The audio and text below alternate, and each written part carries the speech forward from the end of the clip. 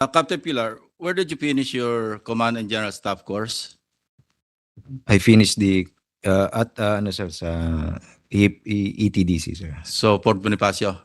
At Camp Aguinaldo sir. Camp Aguinaldo na ba ngayon? Because I Yes. took mine also in my CGSC sa Fort Bonifacio at that time. I took mine in 1983. I wonder if the curriculum still includes Thomas Cloma? Are you familiar with Thomas sir. Cloma? Yes sir. And also Res Nullius, alam mo rin, di ba? Sir. Ito yung Latin word, which literally means belonging to no one, di ba? Tapos, pero sa batas, kung sino una naka-discover at nag-occupy, yun ang inasyon na may mag-ari, di ba? So, yung Spratlys Island, di ba si Thomas Cloma yung naka-discover nito? Tapos inoccupy niya. And this was formalized by the former president, the late President Marcos Sr., by way of a presidential decree. Natatanda mo ba yung presidential decree? PD, I'll remind you. I will just find out sir. Ito. Don't find out anymore. I think PD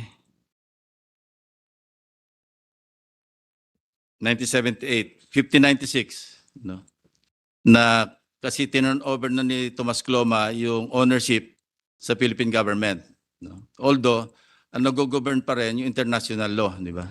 This was made formal by the arbitral ruling, di ba? So atin yung Kalayaan Island Group. And Pag-asa Island is a barangay of the Kalayaan Island Group Municipality of Palawan, the province of Palawan. This is the only inhabited barangay in the Kalayaan Island Group, and it is ours. Just to end my interpellation, I'd like to congratulate you for responding very well to the questions of the Honorable Marcoleta. I think you deserve to be confirmed today and even deserve to be promoted to one-star rank later. Thank you very much. Thank you. Thank you, Honorable Lacson. The chair.